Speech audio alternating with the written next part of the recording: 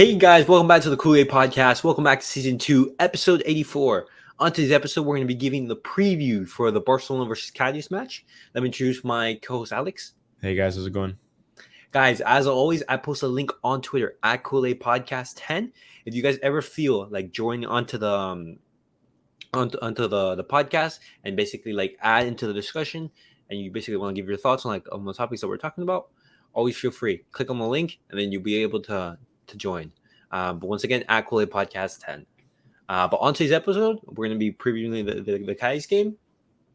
And Barcelona right now, they have a 5-point gap because Barcelona play right now. Real Madrid already played. They beat Osasuna 2-0, and that gap has been cut. As you can see right now, Real Madrid have one game more, 22 matches played. Barcelona only have 21.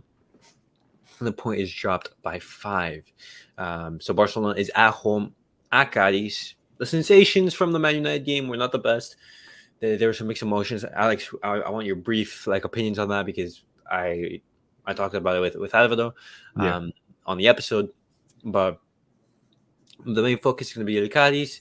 Once again, this is going to be, as you can see on the table, a team in 16th. And also, Barcelona haven't beat Cadiz, I think, in the last 4 encounters. It hasn't been very good for us. It's going to be a very tough match. But Alex, what are your opinions? Your thoughts on the Man U game first, but before we head into the Cadiz. Right, so I'm sorry, guys, I couldn't make it to the recording. I had some exams and some school stuff to take care of. But nonetheless, I saw the game. I have to say I was disappointed. At the end of the day, I expected more from the team. What was your reaction when you saw that lineup?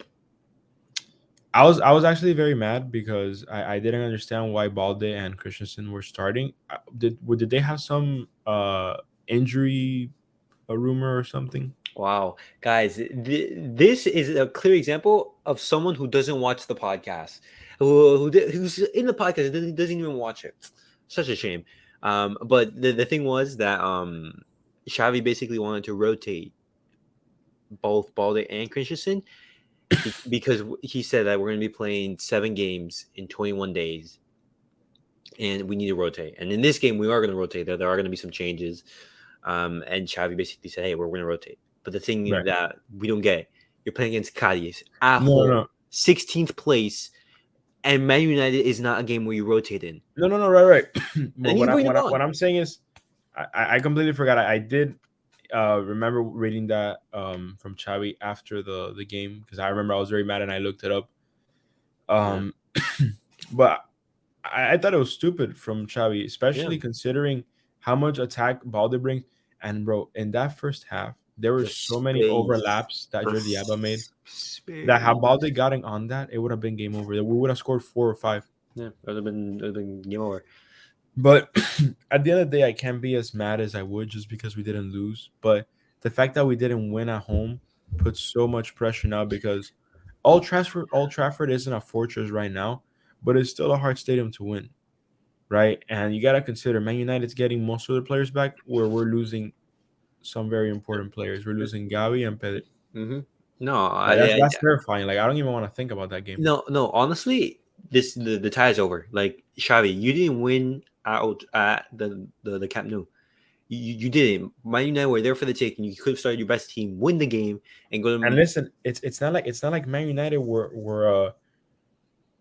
It's not like they were a good team. I think Man United played terribly in comparison.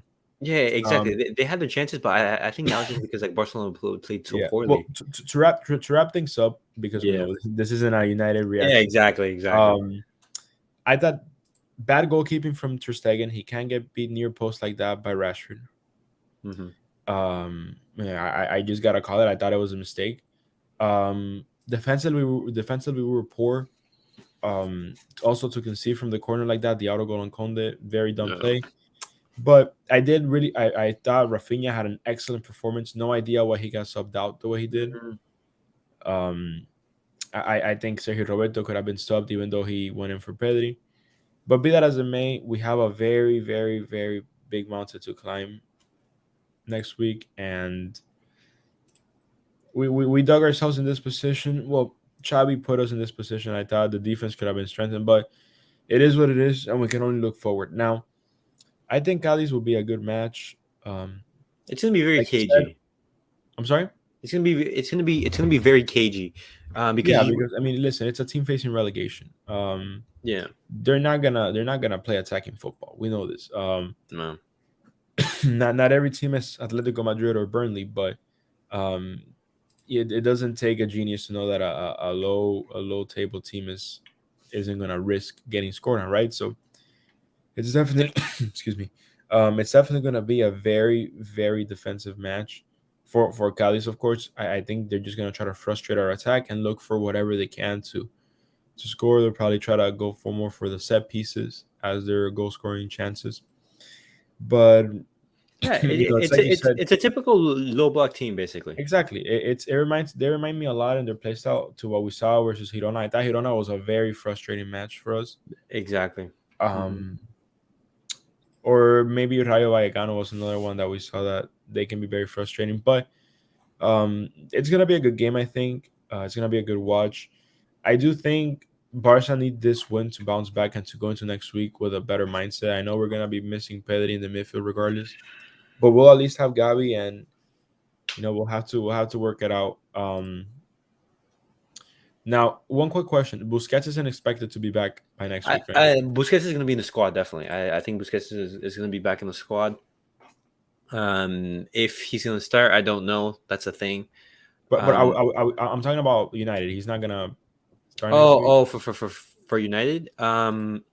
Here's the thing, because it's complicated, because now with the exclusion of both Pedri and Gavi, what do you do for that midfield? Do you I, play with a 3-man midfield or with a 4-man midfield? Because, for example, we're not I gonna have think Gavi I think present in for the that Man case, United well, game. yeah. Sorry to sorry to interrupt you, but I think for that scenario, we have to go for a 3-man midfield and upgrade the attack. I think Ansu Fati, when he played against United, he didn't play terribly, and you know might not be the worst thing to start him against United. We'll see. Miracles happen. I'm not saying he needs a miracle to do great. I think he's still a great player, but he hasn't had the best form for sure. As for the starting 11, though, I agree. There's not a much better lineup we can go with, given the circumstances, unless Xavi says just put the team B defense to play and we'll figure it out. He might as But, well do that at this point to rotate. but there are options here, because, for example, you could say, "Hey, I'm in favor of starting Pablo Torre, because if Xavi is going to go with that 4-man midfield in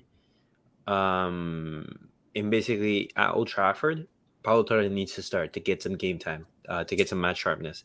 There are going to be rotation in the back. Araujo is suspended for this game, so he's not going to be playing.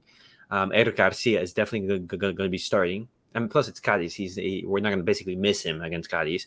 I expect Christensen and Balde, two players who were arrested Wait, against you Man said you United. said Araujo suspended for the Cadiz game Yeah, he's because of suspended for. yellow card infractions, right? Yeah, exactly. You could say, is Kunde going to start? If you could put Sergio Roberto there, that's an option. If Xavi goes with that 4-man midfield, that's the thing against Man United. If you have Frankie De Jong, Kessie, Busquets, and Sergio Roberto in that midfield, you have no creativity. Yeah, there's very little creativity. I There's mean, very the young can still do it, but it's not the same. no, but he's not. He's not like a Pedri who fits that role. The player who's closest to Pedri is Pablo Torre, and this is a great chance for him to get some minutes, especially with these players out. So because of that, I would actually go with that 3-man midfield. Just start Frank Cassie, start De Jong in that position, or start Pablo Torre. If you want to go with that 4-man midfield, fine. Add Busquets in there, but start Pablo Torre, or add Gavi, for example. Have Gavi in this 4-man midfield against Cadiz, and basically have Frankie De Jong as the most like deep lane player. Yeah, Cas- honestly, yeah, I'd say if you're not gonna have Gavi for United, I use him here. yeah, exactly. Use him here. But the thing is, you need to give Pablo Torre some minutes, because he's not gonna. If he is gonna play against Man United, he needs to have some minutes. And any other option than that, I think is just awful because a midfield of Kessie, Frankie de Jong, and Busquets, that midfield doesn't fill you with any of confidence. And the front line, I think it just, I think we should start with the strongest front line: Rafinha, Lewandowski, and Sofati. If you go with the two, Rafinha, Lewandowski, I think that's the most clearest option. Yeah, I'm honestly fine with the.